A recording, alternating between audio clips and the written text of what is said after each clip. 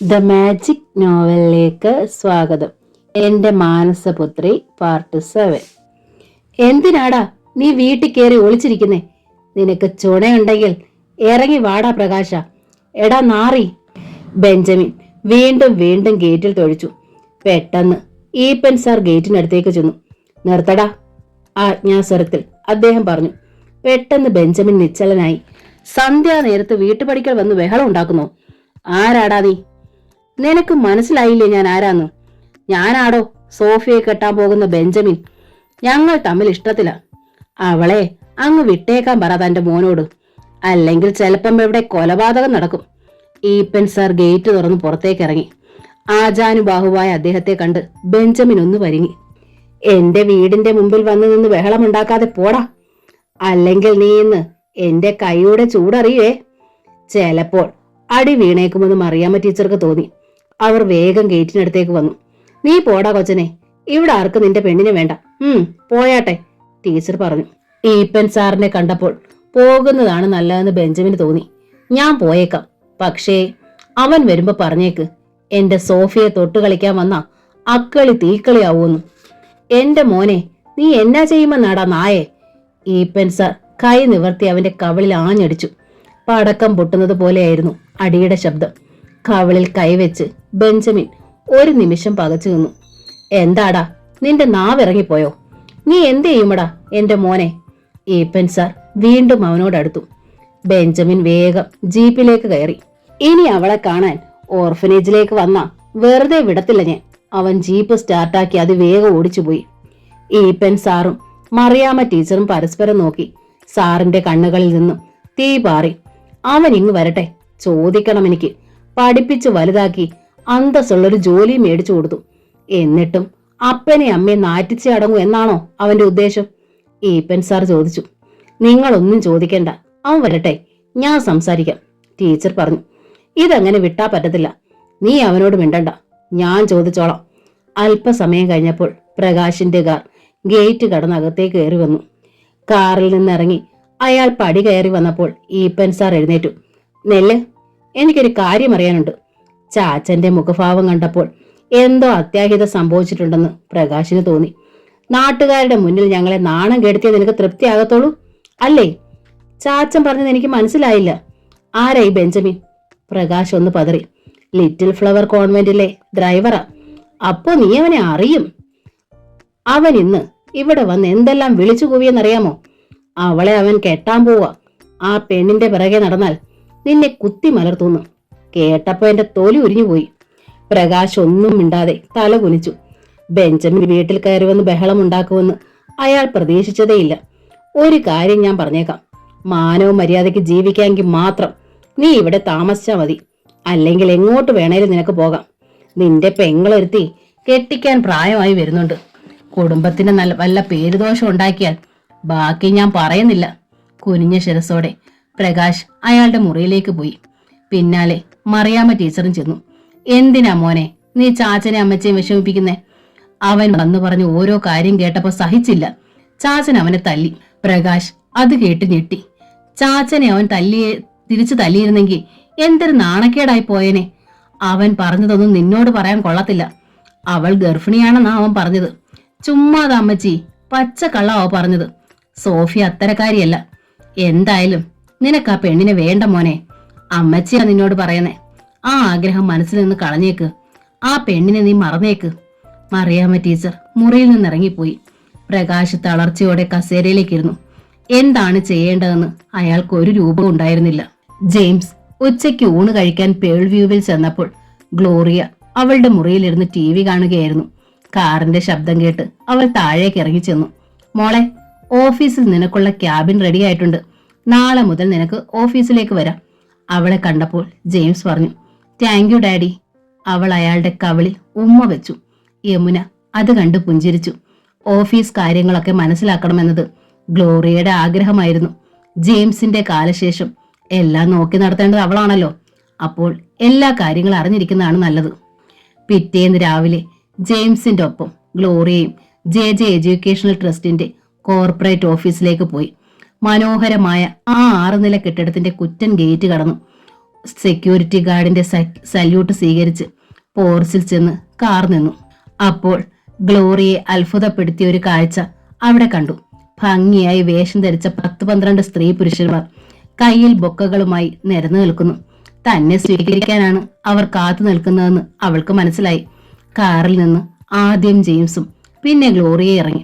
തോബിയാസ് ആണ് general manager എന്ന നിലയിൽ ആദ്യം മുന്നോട്ട് വന്നത്. Welcome our new director. Bouquet നീട്ടി അയാൾ ഗ്ലോറിയയോട് പറഞ്ഞു. Thank you. അഭിമാനത്തോടെ അവൾ ബൊക്കെ സ്വീകരിച്ചു. പിന്നെ ഓരോരുത്തരായി വന്ന് അവൾക്ക് ബൊക്കെ കൊടുത്ത് സ്വാഗതം ആശംസിച്ചു. പുഞ്ചിരിയോടെ ജെയിംസ് ഓരോരുത്തരെയും അവൾക്ക് പരിചയപ്പെടുത്തി കൊടുത്തു.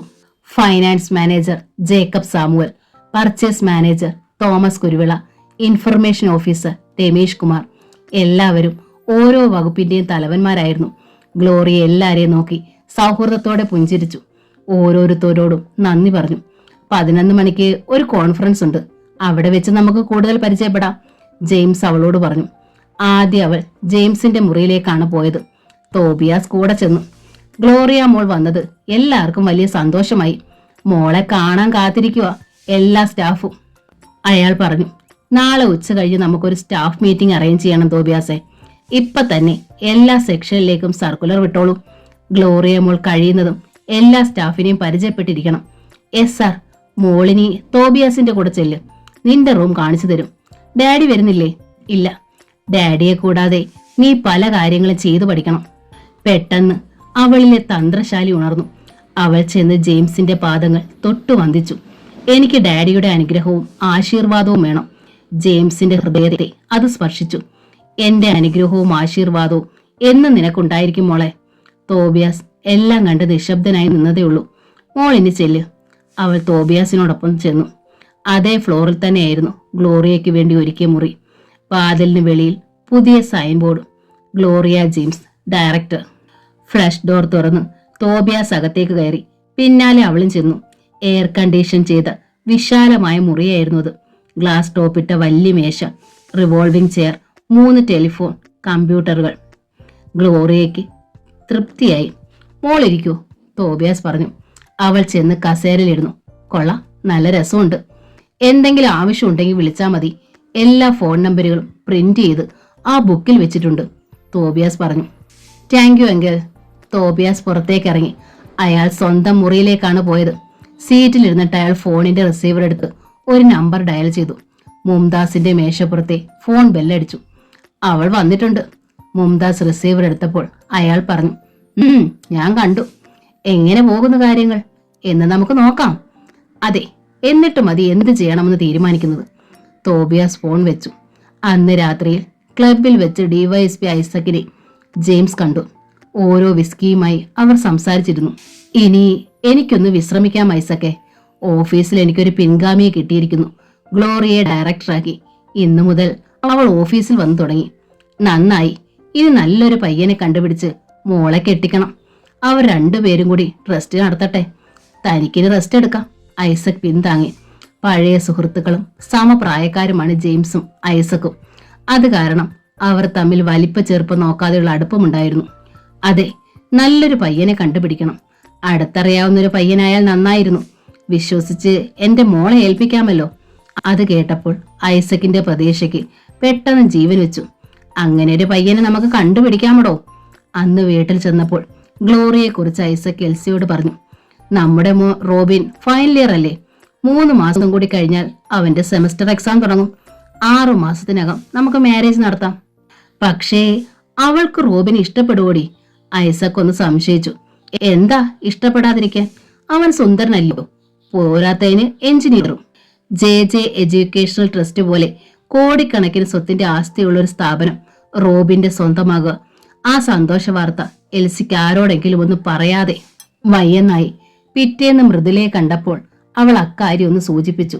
അതിന് റോബിന് കല്യാണപ്രായം ആയോ അമ്മാമേ? ആശ്ചര്യത്തോടെ മൃദുല ചോദിച്ചു.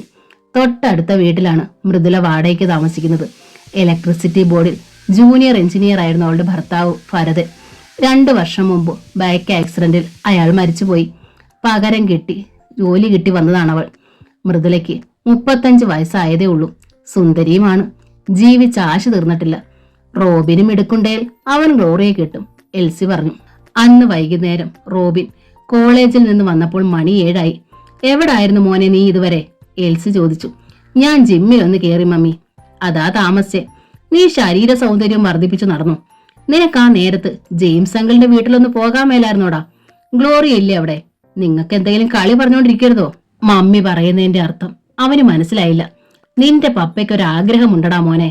അവൾ ഒരു നല്ല പെണ്ണല്ലേ, ഒറ്റ മോളാ. അവളെ കെട്ടുന്നവന് കിട്ടും ആ സ്വത്തല്ല. അപ്പോൾ റോബിന് കാര്യം പിടികിട്ടി. അവൻ പുഞ്ചിരിച്ചു. പിറ്റേന്ന് കോളേജിൽ നിന്ന് ഇറങ്ങിയപ്പോൾ അവൻ ഗ്ലോറിയയുടെ മൊബൈലിലേക്ക് വിളിച്ചു. ഹായ് ഗ്ലോറിയ, ഇപ്പൊ എവിടാ? ഞാൻ ഡാൻസ് സ്കൂളിലാ റോബിൻ. ഉച്ചവരെ ഓഫീസ്, ഉച്ച കഴിഞ്ഞ് ഡാൻസ് ക്ലാസ്. ഞാനിപ്പോ വന്നാ കാണാൻ പറ്റുമോ? പിന്നെന്താ, 10 മിനിറ്റിനകം ഞാൻ ഫ്രീ ആകും. റോബിൻ ബൈക്ക് ഡാൻസിങ് സ്കൂളിലേക്ക് വിട്ടു. അവനാണ് ഗ്ലോറിയയ്ക്ക് ഡാൻസ് പഠിക്കാൻ ആ സ്കൂൾ ഏർപ്പെടുത്തി കൊടുത്തത്. ഡാൻസിങ് സ്കൂളിന്റെ മുമ്പിൽ വന്ന് ബൈക്ക് നിന്നു. ഗ്ലോറിയയുടെ കാർ കുറച്ചപ്പുറത്ത് പാർക്ക് ചെയ്തിരിക്കുന്നത് അവൻ കണ്ടു. അവൾ ഇതുവരെ ഇറങ്ങിയിട്ടില്ല. ബൈക്കിന്റെ മിററിൽ നോക്കി അവൻ മുടി ഒന്ന് ചീകി വെച്ചു. എന്നിട്ട് കാത്തിരുന്നു. അല്പനേരം കഴിഞ്ഞപ്പോൾ ഗ്ലോറിയ ഇറങ്ങി വന്നു. അവൾ ടൈറ്റ് ജീൻസും പിടിച്ചു കിടക്കുന്ന ടോപ്പുമാണ് ധരിച്ചിരുന്നത്. ജീസസ്, എന്തൊരു ഫിഗർ, അവൻ മനസ്സിൽ പറഞ്ഞു. അവൾ റോബിന്റെ അടുത്തേക്ക് വന്നു. കോളേജിൽ നിന്ന് വരുന്ന വഴിയാ? അവൾ ചോദിച്ചു. അതെ, ഡാൻസ് ക്ലാസ് ഒക്കെ എങ്ങനെയുണ്ട്?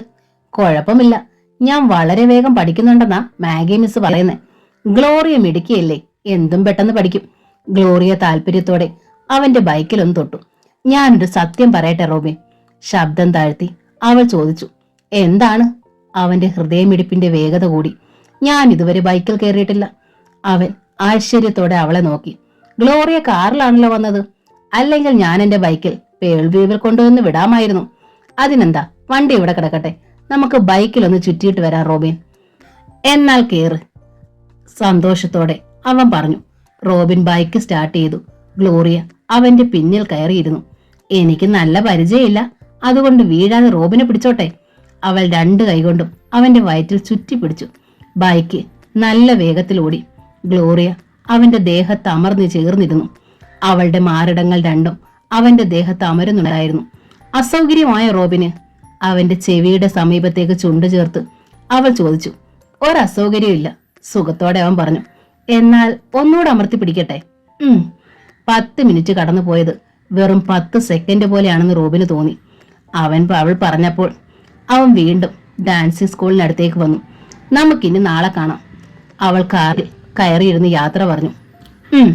ഒരു സ്വപ്നത്തിൽ എന്ന പോലെ റോബിൻ മൂളി. ഗ്ലോറിയ അവനെ ഒന്ന് നോക്കി.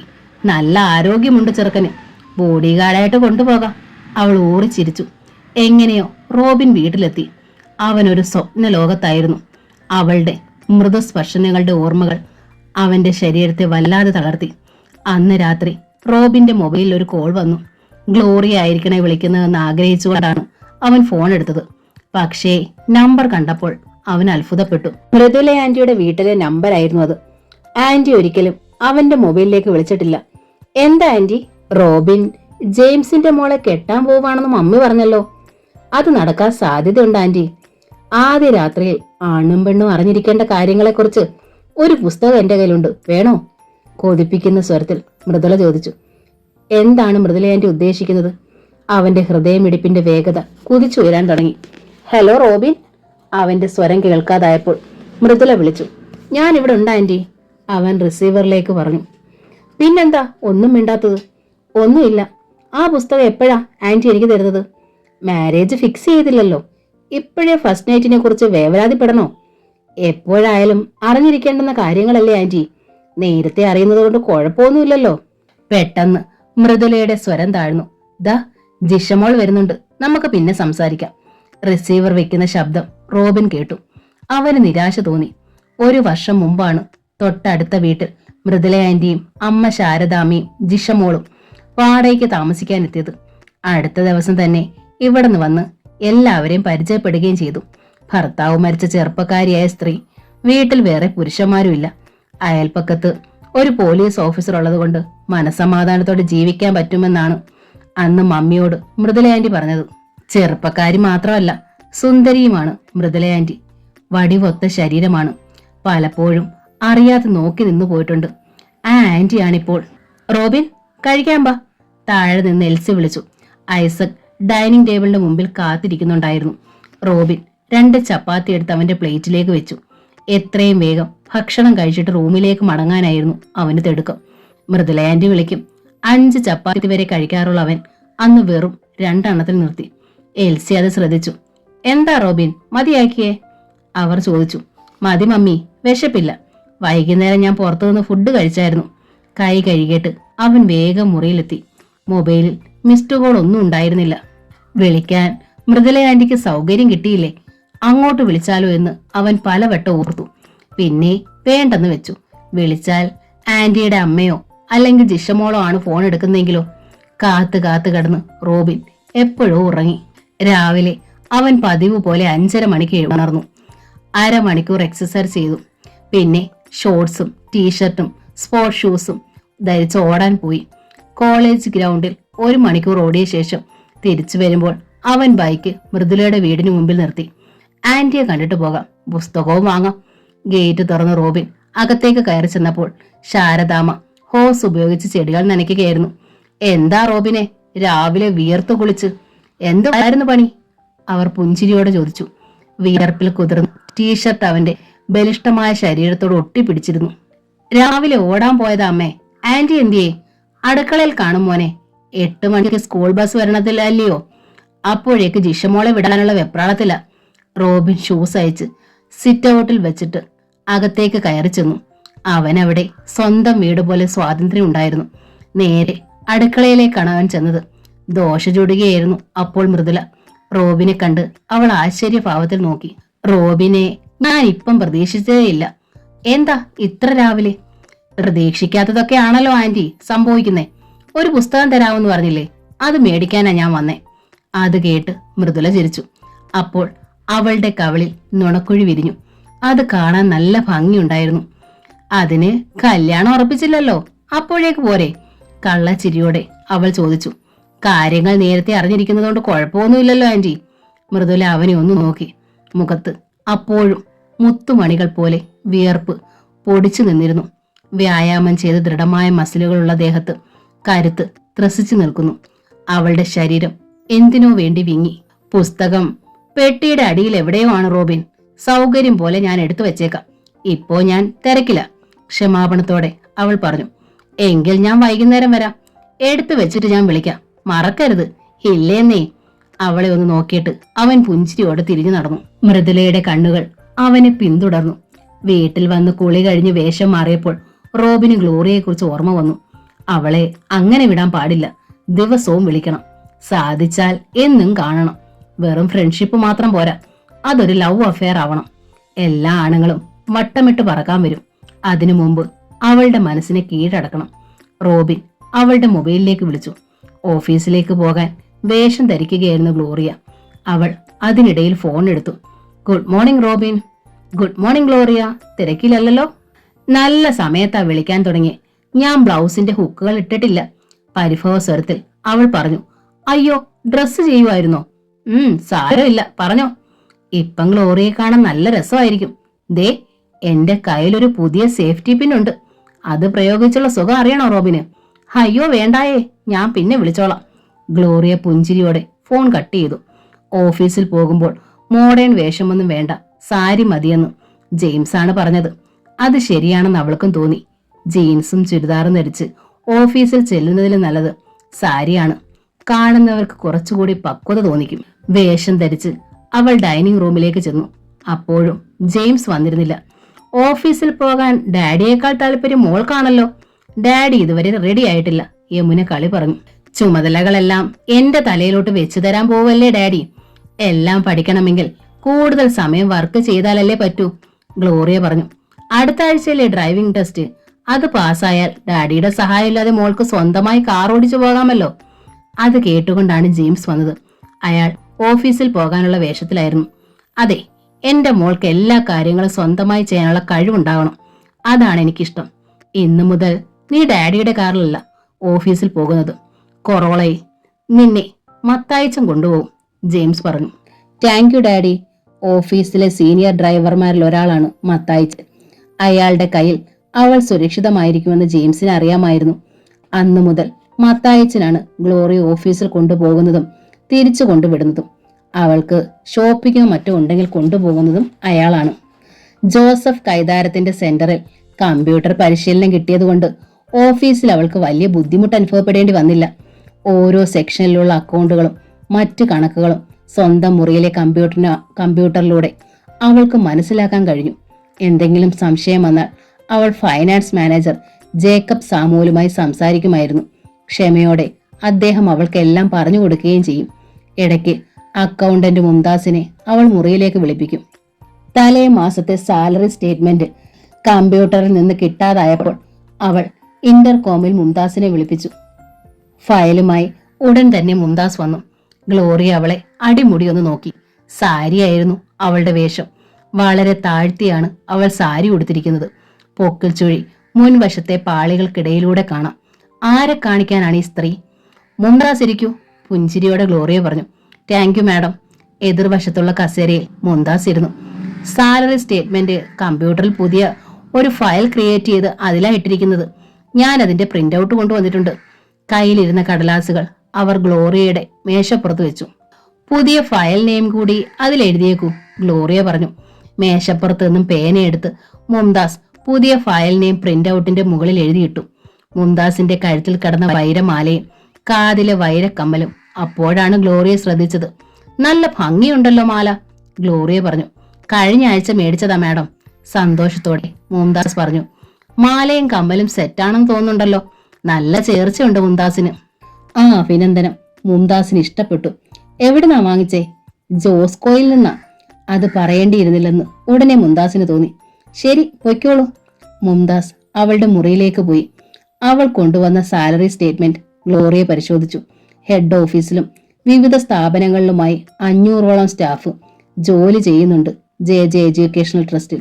മുംതാസിന്റെ ശമ്പളം 12,500 രൂപ. അവൾ അണിഞ്ഞിരിക്കുന്നത് വൈരമാലയും വൈരക്കമ്മലും അല്ലേ? എന്ത് വില വരും അതിന്? ഗ്ലോറിയയ്ക്ക് ഒരു കൗതുകം തോന്നി. അന്ന് ഓഫീസിൽ നിന്ന് തിരിച്ചു പോകുമ്പോൾ അവൾ ജോസ്കോയിൽ കയറി. മുംതാസ് അണിഞ്ഞിരിക്കുന്ന അതേ സെറ്റും മാലയും കമ്മലും അവിടെ പ്രദർശിപ്പിച്ചിട്ടുണ്ടായിരുന്നു. എന്ത് വിലയാകും ഇതിന്? അവൾ സെയിൽസ്മാനോട് ചോദിച്ചു. 2 ലക്ഷത്തിനടുത്താകും മാഡം. 12,500 രൂപ ശമ്പളമുള്ള ഒരാൾക്ക് 2 ലക്ഷത്തിന്റെ വൈരമാല വാങ്ങാൻ സാധിക്കുമോ? ഞങ്ങളുടെ ഓഫീസിലെ മുംതാസ് ഇതേ മാല ഇട്ടുകൊണ്ട് വന്നു. അതുകൊണ്ട് ഇഷ്ടപ്പെട്ടു വന്നതാ ഞാൻ, ഗ്ലോറിയ പറഞ്ഞു. ഷാനു ഇലക്ട്രിക്കിലെ അക്ബറിന്റെ വൈഫല്ലേ? കഴിഞ്ഞ ആഴ്ച ആ പുള്ളിക്കാരി അത് മേടിച്ചോണ്ട് പോയേ. എവിടാ ഷാനു ഇലക്ട്രിക്കൽസ്? മാർക്കറ്റ് റോഡിലാ. പിന്നീട് ഒരു ദിവസം വരാമെന്ന് പറഞ്ഞു ജ്വല്ലറി ഷോപ്പിൽ നിന്ന് ഗ്ലോറിയ ഇറങ്ങി. മുംതാസിന്റെ ഭർത്താവ് ബിസിനസ്സുകാരനാണ്. ഭാര്യയ്ക്ക് വൈരമാല വാങ്ങിക്കൊടുക്കാനുള്ള കഴിവ് കാണും. നമുക്ക് മാർക്കറ്റ് റോഡ് വഴി പോകാൻ മത്തായിച്ച, കാറിൽ കയറുമ്പോൾ അവൾ ഡ്രൈവറോട് പറഞ്ഞു. മാർക്കറ്റ് റോഡിലേക്ക് കാർ പോയി. ഗ്ലോറിയ ഇരുവശത്തെയും കടകൾ മാറി മാറി ശ്രദ്ധിച്ചിരുന്നു. ഒടുവിൽ ഷാനു ഇലക്ട്രിക്സ് എന്ന ബോർഡ് അവൾ കണ്ടു. ഇടുങ്ങിയ ഒരു ചെറിയ കട. അവിടെ ദിവസം 100 രൂപയ്ക്ക് പോലും കച്ചവടം നടക്കുകയില്ലെന്ന് അവൾക്ക് തോന്നി. നമ്മുടെ ഓഫീസിലെ മുംതാസ് താമസിക്കുന്നത് എവിടാണെന്നറിയാവോ മത്തായിച്ചന്? ആകാശ് നഗറിലാ മോളെ. നമുക്ക് അതുവഴി ഒന്ന് പോയാലോ? പോകാം. മത്തായിച്ചൻ കാറ് ആകാശ് നഗറിലേക്ക് വിട്ടു. സമ്പന്നന്മാർ പാർക്കുന്ന വലിയ പോഷ് ഇരുനില മന്ദിരങ്ങളാണ് അവിടെ ഉണ്ടായിരുന്നത്. ഒടുവിൽ 17-ാം നമ്പർ വീടായ മുംതാസ് മഹലിന്റെ മുന്നിൽ ചെന്ന് കാർ നിന്നു. ഇതാണ് വീട്, മത്തായിച്ചൻ പറഞ്ഞു. ഗേറ്റ് അടഞ്ഞു കിടക്കുകയായിരുന്നു. പക്ഷേ പോർച്ചിൽ കിടക്കുന്ന പുതിയ ഹോണ്ട സിറ്റി കാർ അഴികൾക്കിടയിലൂടെ അവൾ കണ്ടു. വീടിന് 25 ലക്ഷത്തിന്മേൽ വില വരും. കാറിന് 6ഓ 7ഓ 12,500 രൂപ ശമ്പളവും ചെറിയ ഇലക്ട്രിക്കൽ കടയുമുള്ള ഒരാൾക്ക് എങ്ങനെ ഇത്ര സുഖലോലുപമായ ഒരു ജീവിതം നയിക്കാൻ കഴിയുന്നു? എവിടെ നിന്നാണ് മുംതാസിന് ഇത്രയും പണം കിട്ടുന്നത്? അന്ന് രാത്രി മുഴുവൻ ഗ്ലോറിയ തല പുകച്ചു. വെളുപ്പിനെ ആയപ്പോൾ അവൾക്കൊരു മാർഗം തെളിഞ്ഞു കിട്ടി. അന്ന് ഓഫീസിൽ ചെന്നൊരു മണിക്കൂർ കഴിഞ്ഞപ്പോൾ കമ്പ്യൂട്ടറിൽ പ്രിന്റ് ചെയ്ത ഒരു ഫോമുമായി അവൾ ജെയിംസിന്റെ മുറിയിലേക്ക് വന്നു. എന്താ മോളെ? അയാൾ ചോദിച്ചു. ഡാഡി, നമ്മുടെ ഈ വിവിധ സ്ഥാപനങ്ങളിലായി 500ഓളം പേർ ജോലി ചെയ്യുന്നുണ്ട്. അവരുടെ പേരോ ഫോൺ നമ്പറോ അഡ്രസ്സോ ഡാഡിക്ക് അറിയാമോ? തോബിയാസിനോട് ചോദിച്ചാൽ പറഞ്ഞു തരുമല്ലോ മോളെ. എന്തിനാണ് തോബിയാസ് അങ്കിളിനെ ആശ്രയിക്കുന്നത്? നമ്മുടെ കമ്പ്യൂട്ടറിൽ എല്ലാം രേഖപ്പെടുത്തിയാൽ, ആളിന്റെ പേര് മാത്രം ടൈപ്പ് ചെയ്ത് കൊടുത്താൽ സകല വിവരങ്ങളും സ്ക്രീനിൽ കിട്ടുമല്ലോ. ഡാഡിക്ക് വേണ്ടെങ്കിൽ എനിക്കത് വേണം. അയാൾക്ക് അവളിൽ മതിപ്പ് തോന്നി. എന്ത് വേണമെങ്കിലും മോൾ ചെയ്, ഡാഡി സമ്മതിച്ചിരിക്കുന്നു. കയ്യിലിരുന്ന കടലാസ് അവൾ ജെയിംസിന് കൊടുത്തു. ഇത് ബയോഡേറ്റ ആക്കാനുള്ള ഫോമാണ്. എല്ലാ സ്റ്റാഫും ഇത് പൂരിപ്പിച്ച് ഒരാഴ്ചക്കകം തരാൻ ഏർപ്പാട് ചെയ്യണം. ഒരാഴ്ചക്കകം ഇത് കിട്ടിയിരിക്കും മോളെ. ഗ്ലോറിയ സ്വന്തം മുറിയിലേക്ക് മടങ്ങി. ഉടൻ തന്നെ തോബിയാസിനെ ജെയിംസ് വിളിപ്പിച്ചു. ഗ്ലോറിയ കൊടുത്ത ഫോം അയാളെ ഏൽപ്പിച്ചു. ഇത് എല്ലാ സ്റ്റാഫിനും കൊടുത്ത് ഉടൻ പൂരിപ്പിച്ച് മേടിക്കണം. ശരി സാർ. തോബിയാസ് അത് വാങ്ങി വായിച്ചു നോക്കി. പേര്, വിലാസം, ഫോൺ നമ്പർ, കുടുംബാംഗങ്ങളുടെ പേര്, അവർ പഠിക്കുകയാണെങ്കിൽ കോഴ്സിന്റെ പേര്, തൊഴിലുണ്ടെങ്കിൽ അതിന്റെ വിവരം, വാർഷിക വരുമാനം. ആ കോളം കണ്ടപ്പോൾ തോബിയാസ് ഒന്ന് ഞെട്ടി. വരുമാനത്തിൽ കവിഞ്ഞ സ്വത്തുകളുണ്ട് തനിക്കും മുംതാസിനും. അപ്പോൾ തന്നെ മുംതാസിനെ വിളിപ്പിച്ച് അക്കാര്യം തോബിയാസ് സംസാരിച്ചു. അവൾ ഞെട്ടിപ്പോയി. പെണ്ണ് ഒരു കുരിശാകുന്ന ലക്ഷണമാ മുംതാസ്. നമ്മുടെ ബോംബെ അക്കൗണ്ടിനെ കുറിച്ച് അവൾക്ക് എന്തെങ്കിലും സൂചന കിട്ടിയാൽ നമ്മൾ കൊടുങ്ങും. ഈ പെണ്ണ് ജെയിംസിന്റെ മോള് തന്നെയാണെന്ന് എന്താണ് ഉറപ്പ്? ജെയിംസിന്റെ കാമുകിയുടെ ഒരു കൂട്ടുകാരി നിർമ്മലയാണ് അവളെ ഓർഫനേജിൽ കൊണ്ടുവന്ന് ഏൽപ്പിച്ചത്. അവിടുത്തെ മദർ അക്കാര്യം പറഞ്ഞതോടെയാണ് പുള്ളിക്ക് വിശ്വാസമായത്. ആ നിർമ്മല ഇപ്പോൾ എവിടെയാണ്? നമുക്ക് ചെന്ന് കണ്ടാലോ? കുറെ ലക്ഷങ്ങൾ കൊടുത്താൽ ആ സ്ത്രീ വാക്കുമാറ്റി പറയില്ലേ? കുഞ്ഞിനെ ഓർഫനേജിൽ ഏൽപ്പിച്ച അന്ന് നിർമ്മല ബസ്സിൽ ബാംഗ്ലൂർക്ക് തിരിച്ചു പോകും വഴി അപകടമുണ്ടായി മരിച്ചുപോയി. മുംതാസിന്റെ മനസ്സിൽ ഒരു ഓർമ്മ മിന്നി. എത്ര വർഷം മുമ്പായിരുന്നത്? അവൾ ചോദിച്ചു. 18 വർഷം കഴിഞ്ഞു. ഒരു ഡിസംബർ 18-ന്. അന്നാണ് ഗ്ലോറിയെ ഓർഫനേജിൽ കിട്ടിയത്. ആ ദിവസമാണ് അവളുടെ ജനനത്തീയതിയെ രേഖപ്പെടുത്തിയിട്ടുള്ളത്. തോബിയാസ് പറഞ്ഞു. 18 വർഷം മുമ്പ് എറണാകുളത്ത് നിന്ന് ബാംഗ്ലൂരിലേക്ക് പോയ ബസ് ഒരു കൊക്കയിലേക്ക് മറിഞ്ഞ് അപകടമുണ്ടായി. 10-15 പേർ മരിച്ചു. അതിലൊരാൾ എന്റെ ഉമ്മയുടെ ബ്രദറായിരുന്നു. പക്ഷേ അതൊരു ജനുവരിയിലായിരുന്നു. ചിലപ്പോൾ ആ ബസ്സിലായിരുന്നിരിക്കും നിർമ്മല ഉണ്ടായിരുന്നത്. അങ്കിളിന്റെ വീട്ടിൽ അന്നത്തെ പത്രത്തിന്റെ കട്ടിങ്സ് ഇരിപ്പുണ്ട്. മരിച്ചവരുടെ ഫോട്ടോയും ഉണ്ട്. നമുക്ക് പോയി നോക്കിയാലോ? എന്നാൽ താമസിക്കണ്ട, ഇന്ന് തന്നെ ചെല്ല്. അന്ന് വൈകുന്നേരം കാറെടുത്ത് മുംതാസ് അങ്കിളിന്റെ വീട്ടിൽ ചെന്നു. കാര്യം പറഞ്ഞപ്പോൾ ജമീല ആന്റി ആ പഴയ പത്രം തപ്പിയെടുത്തു കൊടുത്തു. അതിൽ മരിച്ചവരുടെ ചിത്രങ്ങൾക്കൊപ്പം നിർമ്മല എന്ന ചെറുപ്പക്കാരിയുടെ ചിത്രവും ഉണ്ടായിരുന്നു. ബസ് അപകടം നടന്നത് ജനുവരി 20-നാണ്. അന്നാണ് ജെയിംസിന്റെ മകളെ നിർമ്മല ഓർഫനേജിൽ ഏൽപ്പിച്ചത്. പക്ഷേ ഗ്ലോറിയ കഴിഞ്ഞ ഡിസംബർ 18 മുതൽ ഓർഫനേജിലുണ്ട്. അതായത് ജെയിംസിന്റെ മകളല്ല ഗ്ലോറിയ. മുംതാസിന് തട്ടഹസിക്കണമെന്ന് തോന്നി. ആകാശ് നഗറിലെ വീട്ടിലെത്തി ഉടൻ തന്നെ തോബിയാസിന്റെ മൊബൈലിലേക്ക് മുംതാസ് വിളിച്ചു. അപ്പോൾ സമയം 7 മണിയായിരുന്നു. മൊബൈൽ ബെല്ലടിക്കുന്നത് കേട്ട് മേഴ്സിക്കുട്ടി ചെന്ന് അതെടുത്തു നോക്കി. മുംതാസ് എന്ന പേരാണ് അതിൽ തെളിഞ്ഞിരിക്കുന്നത്. മേഴ്സിക്കുട്ടി ആ കോൾ എടുത്തു. ഹലോ മുംതാസ്, പുള്ളി ബാത്റൂമില്ല, കുളിക്കുവാണല്ലോ, അവൾ പറഞ്ഞു. കുളിച്ചു കഴിയുമ്പോ എന്നെ ഒന്ന് വിളിക്കാൻ പറയണേ, വളരെ അത്യാവശ്യമാ. പറയാം. അപ്പോഴേക്ക് തോബിയാസ് കുളിമുറിയിൽ നിന്ന് ഇറങ്ങി വന്നു. ആരാ മേഴ്സി? ബാത്ത് ടവൽ കൊണ്ട് മുഖം തുടച്ച് അയാൾ ചോദിച്ചു. മുംതാസാ. ഇങ്ങതാ. അയാൾ കൈ നീട്ടി മൊബൈൽ വാങ്ങിക്കൊണ്ട് ബാൽക്കണിയിലേക്ക് ഇറങ്ങിപ്പോയി. എന്താ മുംതാസ്? തോബിയാസ് ശബ്ദം താഴ്ത്തി ചോദിച്ചു. നമ്മൾ ജയിച്ചു സാർ, പത്രം കിട്ടി. ജനുവരി 20-നാണ് ബസ് അപകടം നടന്നത്. മരിച്ച നിർമ്മലയുടെ ഫോട്ടോ ഉണ്ട് പത്രത്തിൽ. തോബിയാസിന് തുള്ളി ചാടണമെന്ന് തോന്നി. ഞാനിതാ വരുന്നു. ഫോൺ കട്ട് ചെയ്തിട്ട് അയാൾ ബെഡ്റൂമിലേക്ക് ചെന്ന് അലമാര തുറന്ന് അലയ്ക്ക് തേച്ചു വെച്ചിരുന്ന മുണ്ടും ഷർട്ടും എടുത്ത് ധരിച്ചു. തോബിയാസ് താഴേക്ക് ഇറങ്ങി ചെന്നപ്പോൾ ഡ്രോയിങ് റൂമിൽ TV കണ്ടുകൊണ്ട് മേഴ്സിക്കുട്ടി ഇരിക്കുന്നുണ്ടായിരുന്നു. എങ്ങോട്ടാ? അയാളെ കണ്ട് അവൾ ചോദിച്ചു. മുംതാസിന്റെ വീട്ടിൽ നിന്ന് പോയിട്ട് വരാം. നാളെ കണ്ടാ പോരായോ? അനിഷ്ടത്തോടെ അവൾ നോക്കി. പോരാ, അത്യാവശ്യമാണ്. അയാൾ കാറെടുത്ത് ആകാശ് നഗറിലേക്ക് പുറപ്പെട്ടു. അവിടെ ചെന്നപ്പോൾ മുംതാസ് കാത്തിരിക്കുന്നുണ്ടായിരുന്നു. സാരിയായിരുന്നു അവളുടെ വേഷം. എന്തേ പത്രം? കാറിൽ നിന്നിറങ്ങിയ പാടെ തോബിയാസ് ചോദിച്ചു. 18 വർഷം മുമ്പുള്ള മലയാള മനോരമ പത്രം എടുത്ത് മുംതാസ് അയാൾക്ക് കൊടുത്തു. പഴക്കം കാരണം കടലാസിന്റെ നിറം മങ്ങി മഞ്ഞിയായിരുന്നു. സുൽത്താൻ ബത്തേരിക്ക് സമീപത്ത് വെച്ച് നടന്ന ആ ബസ് അപകടത്തിന്റെ വാർത്ത 4 കോളത്തിൽ ഫ്രണ്ട് പേജിൽ തന്നെ ഉണ്ടായിരുന്നു. ജനുവരി 20-ന് രാത്രി 8:30യോടടുപ്പിച്ച് നടന്ന അപകടത്തിൽ 4 സ്ത്രീകളും 8 പുരുഷന്മാരും 2 കുട്ടികളുമടക്കം 14 പേരാണ് മരിച്ചത്. മരിച്ച 11 പേരുടെയും ഫോട്ടോ ഉണ്ടായിരുന്നു പത്രത്തിൽ. അതിലൊന്ന് 22-കാരിയായ നിർമ്മല മാത്യുവിൻ്റെതായിരുന്നു. പത്രവാർത്ത മുഴുവൻ 2 തവണ ശ്രദ്ധാപൂർവം വായിച്ചിട്ട് തോബിയാസ് തലയുയർത്തി മുംതാസിനെ നോക്കി. അന്ന് കോളേജിലെ മേൽവിലാസത്തിൽ സോഫിയയ്ക്കൊരു കത്തുണ്ടായിരുന്നു.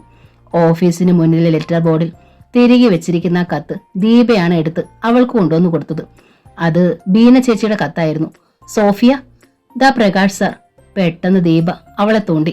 അവൾ മുഖമുയർത്തി നോക്കിയപ്പോൾ പ്രകാശ് മാത്യു ക്ലാസ് മുറിയുടെ വാതിലിനടുത്ത് വന്ന് നിൽക്കുന്നുണ്ടായിരുന്നു. സോഫിയ പെട്ടെന്ന് എഴുന്നേറ്റു. എന്താ സാർ? അടുത്തേക്ക് ചെന്ന് അവൾ ചോദിച്ചു. ഗൗരവപൂർണമായിരുന്നു പ്രകാശിന്റെ മുഖം. വെളിയിലേക്ക് വാ, ചില കാര്യങ്ങൾ സംസാരിക്കാനുണ്ട്, അയാൾ വിളിച്ചു. ക്ലാസ്സിലെ പല കുട്ടികളും അവരെ ശ്രദ്ധിക്കുന്നുണ്ടായിരുന്നു. പ്രകാശ് മെല്ലെ ഇടനാഴിയുടെ അറ്റത്തേക്ക് നടന്നു. സോഫിയ പിന്നാലെ ചെന്നു. വലത്തേക്ക് തിരിഞ്ഞ് കൈവരിയുടെ അടുത്തെത്തി പ്രകാശ് നിന്നു. എന്താ സാർ സംസാരിക്കാനുണ്ടെന്ന് പറഞ്ഞത്? സോഫിയ വീണ്ടും ചോദിച്ചു. എനിക്ക് ഒരു ഉറപ്പ് നിന്നിൽ നിന്ന് കിട്ടണം, അതിനാണ് ഞാനിപ്പോൾ വന്നത്. എന്താണ് സാർ? സമയമാകുന്നത് വരെ നീ എനിക്ക് വേണ്ടി കാത്തിരിക്കണം. ആരുടെ ഒരു നിർബന്ധത്തിനും വഴങ്ങരുത്. തടസ്സങ്ങളെല്ലാം നീങ്ങി നമ്മൾ ഒന്നിക്കുന്ന ഒരു കാലം വരും. സോഫിയ ഒന്നും പറഞ്ഞില്ല. എന്റെ അപ്പനമ്മമാരുടെ കണ്ണിൽ 2 കുറവുകളാണ് നിനക്കുള്ളത്. നിനക്ക് വേരുകളില്ല. നീ ഏത് വീട്ടിൽ ആരുടെ മകളായി ജനിച്ചു എന്ന് അവർക്കറിയണം. ബാംഗ്ലൂരിൽ നിന്ന് മരിയാറോ സിസ്റ്റർ വരുമ്പോൾ അതറിയാൻ പറ്റും. നിർമ്മല എന്നൊരു സ്ത്രീയാണ് കുഞ്ഞായിരുന്നപ്പോൾ എന്നെ ഓർഫനേജിൽ ഏൽപ്പിച്ചത്. ഒരു ചെറിയ പെട്ടിയിൽ ചില സാധനങ്ങൾ അപ്പോൾ ആ സ്ത്രീ മദറിനെ ഏൽപ്പിച്ചിട്ടുണ്ടായിരുന്നു. എന്ത് സാധനങ്ങൾ? താല്പര്യത്തോടെ പ്രകാശ് ചോദിച്ചു. അതറിയില്ല സാർ. മരിയാറോ സിസ്റ്റർ ഈ മാസം തിരിച്ചു വരും. അന്നേരം മദറിന്റെ കയ്യിൽ നിന്ന് അതെല്ലാം വാങ്ങിച്ച് എനിക്ക് തരും. അത് വെച്ച് എന്റെ അപ്പനമ്മമാരെ കണ്ടുപിടിക്കാൻ സാധിക്കും, പ്രതീക്ഷയോടെ അവൾ പറഞ്ഞു. അത് മതി സോഫിയ, ഞാൻ നിന്നോടൊപ്പം ഉണ്ട്. നീ ധൈര്യമായിരിക്കെ. എന്ത് വന്നാലും നീ എനിക്ക് വേണ്ടി കാത്തിരിക്കില്ലേ? അയാൾ ആകാംക്ഷയോടെ ചോദിച്ചു. സോഫിയ മെല്ലെ തലകുലുക്കി. ഞാൻ കാത്തിരിക്കും. അപ്പോൾ 2 തുള്ളി കണ്ണീർ അവളുടെ മിഴികളിൽ നിന്ന് അടർന്നു വീണു. പ്രകാശ് കൈ നീട്ടി അവളുടെ കവിളിലെ കണ്ണീർ തുടച്ചു. അവൾക്ക് വല്ലാത്തൊരു സുരക്ഷിതത്വ ബോധം തോന്നി. ഇനി ക്ലാസ്സിലേക്ക് പൊയ്ക്കോളൂ, അയാൾ പറഞ്ഞു. സോഫിയ നന്ദിപൂർവ്വം അയാളെ ഒന്ന് നോക്കിയിട്ട് മെല്ലെ ക്ലാസ്സിലേക്ക് നടന്നു. അന്ന് വൈകുന്നേരം പ്രകാശ് മാത്യു ലിറ്റിൽ ഫ്ലവർ കോൺവെന്റിലേക്ക് ചെന്നു. അയാൾ മണി മുഴക്കി. അല്പനേരം കഴിഞ്ഞപ്പോൾ ഒരു പെൺകുട്ടി പുറത്തേക്ക് വന്നു. എന്റെ പേര് പ്രകാശ് മാത്യു, കോളേജ് അധ്യാപകനാണ്. മാർട്ടിന സിസ്റ്ററെ കാണാൻ വന്നതാണെന്ന് പറയൂ, അയാൾ ആവശ്യപ്പെട്ടു. സിസ്റ്റർ ഉണ്ട്, ഞാൻ പറയാം. പാർലറിൽ ഇരുന്നാ മതി. അവൾ അകത്തേക്ക് പോയി. പാർലറിന്റെ വാതിൽ തുറന്നു കിടക്കുകയായിരുന്നു. പ്രകാശ് പാർലറിലേക്കുള്ള പടികൾ കയറി ചെന്നു. സന്ദർശകർക്ക് വേണ്ടി ഇട്ടിരിക്കുന്ന കസേരകൾ ഉണ്ടായിരുന്നെങ്കിലും അതിലിരിക്കാതെ അയാൾ ഭിത്തിയിൽ തൂക്കിയിരുന്ന ചിത്രത്തിൽ നോക്കി നിന്നു. ക്രൂശിതനായ ക്രിസ്തുവിന്റെ ചിത്രമായിരുന്നു അത്. പിന്നിൽ കാൽപെരുമാറ്റം കേട്ടപ്പോൾ പ്രകാശ് തിരിഞ്ഞു നോക്കി. മധ്യവയസ്കയായ ഒരു കന്യാസ്ത്രീയായിരുന്നു അത്. മാർട്ടിന സിസ്റ്ററാണോ? അയാൾ ചോദിച്ചു. അതെ, പ്രകാശ് മാത്യു സ്വയം പരിചയപ്പെടുത്തി. ഇരിക്കൂ, സിസ്റ്റർ പറഞ്ഞു.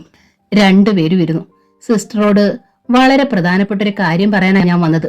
ഇവിടുത്തെ ഓർഫനേജിലെ സോഫിയ ഞങ്ങളുടെ കോളേജിലാണ് പഠിക്കുന്നത്. ആ കുട്ടിയെ എന്റെ ജീവിതത്തിലേക്ക് സ്വീകരിക്കാൻ ഞാൻ ആഗ്രഹിക്കുന്നു. അതിന് വേണ്ടുന്ന സഹായങ്ങൾ സിസ്റ്റർ ചെയ്തു തരണം. മാർട്ടിന സിസ്റ്റർ അയാളെ ഒന്ന് സൂക്ഷിച്ചു നോക്കി. ഇത് യഥാർത്ഥ സ്നേഹമാണോ അതോ ചെറുപ്പം കൊണ്ട് തോന്നുന്ന ഒരു കൗതുകമോ? അവർ ചോദിച്ചു. വെറും കൗതുകമല്ല സിസ്റ്ററെ. ഞാനൊരു കോളേജ് സ്റ്റുഡന്റ് അല്ല, അധ്യാപകനാണ്. അതിന്റെ പക്വത എനിക്കുണ്ട്. സമയമാകുമ്പോൾ ഞാൻ എന്റെ വീട്ടുകാരുമൊത്ത് ഇവിടെ വന്ന് സംസാരിക്കാം. അത് മതി. വീട്ടുകാരുടെ സമ്മതം പ്രധാനമാണ്. ബെഞ്ചമിൻ എന്നൊരാൾ സോഫിയെ ശല്യപ്പെടുത്തുന്നുണ്ട്. സിസ്റ്റർ അയാളെ ഒന്ന് നിയന്ത്രിക്കണം. അക്കാര്യം കൂടി പറയാനാ ഞാൻ ഇപ്പോൾ വന്നത്. സോഫിയെ കെട്ടണമെന്ന് പറഞ്ഞ് നടക്കുകയാണവൻ. അവനും അനാഥനാണ്. അത് കാരണം അവനെ കൊണ്ട് അവളെ കെട്ടിച്ചാൽ 2 പേർക്കും ഒരു ജീവിതം കിട്ടുമല്ലോ എന്നാണ് ഞാൻ വിചാരിച്ചത്. അത് സാരമില്ല. സോഫിയയ്ക്ക് അതിലും നല്ലൊരു ജീവിതം കിട്ടുമെങ്കിൽ അതുമാത്രമേ ഞങ്ങൾ ആഗ്രഹിക്കൂ. ബെഞ്ചമിനോട് ഞാൻ സംസാരിച്ചോളാം. പ്രകാശ് സമാധാനമായിട്ട് പൊയ്ക്കോളൂ. നന്ദി പറഞ്ഞ് പ്രകാശ് ഇറങ്ങി. അയാൾ ചെന്ന് കാറിൽ കയറുമ്പോൾ ജീപ്പ് ഷെഡിനരികെ ബീഡി വലിച്ചുകൊണ്ട് ബെഞ്ചമിൻ അത് കണ്ട് നിൽപ്പുണ്ടായിരുന്നു. ബീഡിയുടെ അറ്റത്തെ അഗ്നി പോലെ അവന്റെ 2 കണ്ണുകളും കോപം കൊണ്ട് എരിയുകയായിരുന്നു. കമ്പ്യൂട്ടർ സെക്ഷനിലെ രാകേഷ് അനുവാദം ചോദിച്ചിട്ട് ഗ്ലോറിയയുടെ മുറിയിലേക്ക് കയറി ചെന്നു. അയാളുടെ കയ്യിൽ ഒരു CD ഉണ്ടായിരുന്നു. 2 പേരുടെ തൊഴിച്ച് സകല സ്റ്റാഫിന്റെയും ബയോഡേറ്റയും മറ്റ് സ്ഥാവര ജംഗമ വസ്തുക്കളുടെ വിവരങ്ങളും ഇതിലുണ്ട് മാഡം. CD മേശപ്പുറത്ത് വെച്ചിട്ട് അയാൾ ചോദിച്ചു. ആരുടേതൊക്കെയാണ് ഇനി കിട്ടാനുള്ളത്? തോബിയ സാറിന്റെയും മുംതാസിന്റെയും. രാകേഷ് അവരോട് ചോദിച്ചില്ലേ? പലതവണ ചോദിച്ചു. തരാന്ന് പറഞ്ഞതല്ലാതെ ഇതുവരെ. ഗ്ലോറിയ അമർത്തി ഒന്ന് മൂളി. രാകേഷ് പോയിക്കോളൂ, അത് 2 ഞാൻ മേടിച്ചോളാം, അവർ പറഞ്ഞു. അയാൾ പോയപ്പോൾ ആ CD എടുത്ത് അവൾ സ്വന്തം കമ്പ്യൂട്ടറിലിട്ട് പരിശോധിച്ചു. ഓരോ സ്റ്റാഫിനും ഓരോ പേജ് കൊടുത്തിരിക്കുന്നു. അതിൽ അയാളുടെയും കുടുംബാംഗങ്ങളുടെയും വാർഷിക വരുമാനവും വീട്, കാർ, മറ്റ് ആഡംബര വസ്തുക്കളുടെയും വിവരങ്ങൾ എന്നിവയും പ്രത്യേകം രേഖപ്പെടുത്തിയിരുന്നു. തോബിയാസിന്റെയും മുംതാസിന്റെയും പേരുകൾ എഴുതിയ പേജുകൾ ശൂന്യം. ഇന്റർകോമിന്റെ റിസീവർ എടുത്ത് ആദ്യം മുംതാസിനെയാണ് ഗ്ലോറിയ വിളിച്ചത്. മുംതാസ്, ആ ബയോഡേറ്റയുടെ ഫോം പൂരിപ്പിച്ച് ഇതുവരെ കൊടുത്തില്ലല്ലോ. സോറി മാഡം, സമയം കിട്ടാഞ്ഞിട്ടാണ്. ഇന്ന് തന്നെ ഞാൻ കൊടുത്തേക്കാം, വിനീത സ്വരത്തിൽ അവൾ പറഞ്ഞു. ഇന്ന് തന്നെ കിട്ടണം, ഗ്ലോറിയ കടുപ്പിച്ചു പറഞ്ഞു. അവൾ ഉടൻ തന്നെ തോബിയാസിനെ വിളിച്ചു. അങ്കിൾ, ഒന്ന് വരൂ, എനിക്ക് സംസാരിക്കാനുണ്ട്. ഞാൻ അങ്ങോട്ട് വരാൻ തുടങ്ങുകയായിരുന്നു മോളെ, ഇതാ എത്തി. തോബിയാസ് അപ്പോൾ തന്നെ മുംതാസിനെ ഇന്റർകോമിൽ വിളിച്ച് സംസാരിച്ചു. ഞാൻ അവളെ കാണാൻ പോവാ മുംതാസെ. നമ്മൾ ഇന്നലെ പറഞ്ഞതുപോലെയല്ല. തൽക്കാലം വേറൊരു കളിയാ ഞാൻ കളിക്കാൻ പോന്നെ. അതെന്താണ് സർ? ആകാംക്ഷയോടെ മുംതാസ് ചോദിച്ചു. പിന്നെ കാണുമ്പോൾ പറയാം. തോബിയാസ് എഴുന്നേറ്റ് ഗ്ലോറിയയുടെ മുറിയിലേക്ക് ചെന്നു. അങ്കിൾ, ഞാൻ വിളിപ്പിച്ചത്, അവൾ പറയാൻ ആരംഭിച്ചു. അതിനു മുമ്പ് ഞാൻ പറയുന്നത് മോളൊന്ന് കേൾക്കണം. മേശയുടെ എതിരെയുള്ള കസേരയിലിരുന്ന് തോബിയാസ് പറഞ്ഞു. ഗ്ലോറിയ അയാളുടെ മുഖത്തേക്ക് നോക്കി. ജെയിംസ് സാർ പഴയ കഥകളൊക്കെ വിശദമായി എന്നോട് പറഞ്ഞിട്ടുണ്ട്. സന്ധ്യ എന്ന ആ സ്ത്രീയുടെ കുഞ്ഞിനെയും കൊണ്ട് നിർമ്മല എന്ന കൂട്ടുകാരി ബാംഗ്ലൂരിൽ നിന്ന് ലിറ്റിൽ ഫ്ലവർ ഓർഫനേജിൽ അതിനെ ഏൽപ്പിക്കുകയായിരുന്നു. ആ കഥ പറച്ചിൽ അവൾക്ക് ഇഷ്ടപ്പെട്ടില്ല. എന്തിനാ അങ്കിൾ അതൊക്കെ ഇപ്പോൾ പറയുന്നത്? മമ്മി അതെല്ലാം എന്നോട് പറഞ്ഞിട്ടുണ്ട്. തിരിച്ചു പോകുന്ന വഴി നിർമ്മല ആന്റി ബസ്സിൽ അപകടത്തിൽ മരിച്ചു പോവുകയും ചെയ്തു. ശരിയല്ലേ? അവൾ പറഞ്ഞു. ശരിയാണ്, പക്ഷേ മോൾക്ക് അറിവില്ലാത്തൊരു കാര്യം പറയാനാണ് ഞാനിപ്പോ വന്നത്. ഗ്ലോറി എന്ന കുഞ്ഞിനെ ലിറ്റിൽ ഫ്ലവർ കോൺവെന്റിൽ കിട്ടിയത് അവിടുത്തെ രേഖകൾ അനുസരിച്ച് ഡിസംബർ 18-നാണ്. പക്ഷേ നിർമ്മല എന്ന സ്ത്രീ സന്ധ്യയുടെ കുഞ്ഞിനെ ഏൽപ്പിച്ചത് അടുത്ത മാസം 20-ാം തീയതിയാണ്, അതായത് ജനുവരി 20-ന്. ഞെട്ടലോടെ ഗ്ലോറി അയാളെ നോക്കി. ആര് പറഞ്ഞു അങ്കിളിനോട് ഈ കാര്യം? വിളറിയ മുഖത്തോടെ അവൾ ചോദിച്ചു. ആരും പറഞ്ഞതല്ല, രേഖകളിൽ അങ്ങനെയാണുള്ളത്. ബസ് അപകടത്തിന്റെ വാർത്ത വന്ന പത്രത്തിന്റെ കോപ്പിയാണിത്. ജനുവരി 21-ാം തീയതിയിലെ പത്രം. കവറിൽ നിന്ന് പത്രത്തിന്റെ ഫോട്ടോ കോപ്പി എടുത്ത് അയാൾ അവൾക്ക് കൊടുത്തു. അവൾ അത് വാങ്ങി വാർത്ത വായിച്ചു. ഇടത്തുനിന്ന് രണ്ടാമത് കാണുന്ന ഫോട്ടോയാണ് മരിച്ച നിർമ്മലയുടേത്, തോബിയാസ് പറഞ്ഞു. ഗ്ലോറിയ മുഖമുയർത്തി അയാളെ നോക്കി. ശവത്തെ പോലെ നിർജീവമായിരുന്നു അവളുടെ മുഖം. നീ ജെയിംസിന്റെ മോളല്ലെന്ന് ഇപ്പോൾ നിനക്കും എനിക്കും മാത്രമേ അറിയൂ. തൽക്കാലം ഞാനിത് ആരോടും പറയുന്നില്ല. ജെയിംസ് എന്നെങ്കിലും ഇക്കാര്യം അറിയാൻ ഇടവന്നാൽ പിന്നെ നിന്റെ ജീവിതം ആ പഴയ അനാഥ മന്ദിരത്തിലെ ഡോർമിറ്ററിയിലായിരിക്കും. തോബിയാസ് ഒരു പുഞ്ചിരിയോടെ എഴുന്നേറ്റു. ഞാൻ പറയുന്നത് പോലെ പ്രവർത്തിച്ചാൽ നിനക്ക് ഈ കസേരയിൽ തന്നെ എത്ര കാലം വേണേലും ഇരിക്കാം. അല്ലെങ്കിൽ തോബിയാസിന്റെ മുഖം ഉരുണ്ടു. ഞാൻ 1 മണിക്കൂർ കഴിഞ്ഞു വരാം, ആലോചിക്കുക. അയാൾ അവളുടെ മുറിയിൽ നിന്ന് ഇറങ്ങിപ്പോയി. ഗ്ലോറിയ ഒരു പ്രതിമയെ പോലെ ഇരുന്നു. പത്രത്തിന്റെ ഫോട്ടോ കോപ്പി എടുത്ത് ഗ്ലോറിയ ഒരിക്കൽ കൂടി ആ വാർത്ത വായിച്ചു. ജനുവരി 21-ാം തീയതിയിലെ പത്രമായിരുന്നു അത്. 20-ാം തീയതിയാണ് നിർമ്മല എന്ന സ്ത്രീ സോഫിയെ ഓർഫനേജിൽ കൊണ്ടുവന്ന് മദർ ലത്തീഷയെ ഏൽപ്പിച്ചത്. രേഖകൾ പ്രകാരം ജനുവരി 20-ആണ് സോഫിയയുടെ ജനനത്തീയതി. ഈ പത്രവാർത്ത ജെയിംസ് കാണാൻ ഇടവന്നാൽ ആ ഓർമ്മയിൽ ഗ്ലോറിയ ഞെട്ടി. അവളുടെ കൈകളിലിരുന്ന പത്രം വിറകൊണ്ടു. ഭയന്ന് അവളുടെ കാഴ്ച മങ്ങി. തോബിയാസിനെ തൽക്കാലം തടയണം. അതിന് ഏക പോംവഴി അയാളെ അനുസരിക്കുക എന്നത് മാത്രമാണ്. തൽക്കാലം പതുങ്ങിക്കിടക്കണം. അവസരം വരുമ്പോൾ തോബിയാസിനെ നിശബ്ദനാക്കണം. ഈ രഹസ്യം അയാൾക്ക് മാത്രമേ അറിയൂ. അയാളില്ലാതായാൽ ഈ രഹസ്യവും അതോടെ മൺമറയും. ഗ്ലോറിയ ആർക്കും തോറ്റുകൊടുക്കില്ല. ഹാൻഡ് ബാഗിൽ സൂക്ഷിക്കാവുന്ന ഒരു കൈത്തോക്ക് വാങ്ങണമെന്ന് പെട്ടെന്ന് അവൾക്ക് തോന്നി. അപ്രതീക്ഷിതമായി ഒരാൾ ബലാത്സംഗം ചെയ്യാൻ വന്നാൽ തോക്കെടുത്ത് ഒറ്റ വെടി ഏത് കോടതിയിലും പറഞ്ഞു നിൽക്കാം. തോക്ക് വാങ്ങാനും ലൈസൻസ് എടുക്കാനും ഐസക്കിനെ ഉപയോഗിക്കാം. പോലീസ് ഓഫീസറായ അയാൾക്ക് അതിനുള്ള നടപടിക്രമങ്ങൾ കൃത്യമായി അറിയാമായിരിക്കും. ഇല്ല, ഗ്ലോറിയെ ആർക്കും തോൽപ്പിക്കാനാവില്ല. അവൾ റിസീവർ എടുത്ത് തോബിയാസിന്റെ നമ്പർ ഡയൽ ചെയ്തു. തോബിയാസിന്റെ മുറിയിലെ ഇന്റർകോം ശബ്ദിച്ചു. അയാളുടെ മേശയുടെ എതിർവശത്തിട്ടിരുന്ന കസേരകളിലൊന്നിൽ അപ്പോൾ മുംതാസ് ഉണ്ടായിരുന്നു. ഇതവളായിരിക്കും, പുഞ്ചിരിയോടെ അയാൾ പറഞ്ഞു. സാറിന് നല്ല ആത്മവിശ്വാസം ഉണ്ടെന്ന് തോന്നുന്നല്ലോ, മുംതാസ് പ്രശംസിച്ചു. അതെ, എനിക്കിപ്പോൾ നല്ല ആത്മവിശ്വാസമുണ്ട്. തോബിയാസ് റിസീവർ എടുത്ത് ചെവിയോട് ചേർത്തു. ഹലോ അങ്കിൾ, ഞാനാണ് ഗ്ലോറിയ. എനിക്കൊന്ന് കാണണം, ഞാൻ അങ്ങോട്ട് വരാം. തോബിയാസ് വിജയഭാവത്തിൽ മുംതാസിനെ നോക്കി പുഞ്ചിരിച്ചു. വിളിച്ചത് ഗ്ലോറിയാണെന്ന് അതോടെ അവൾക്ക് മനസ്സിലായി.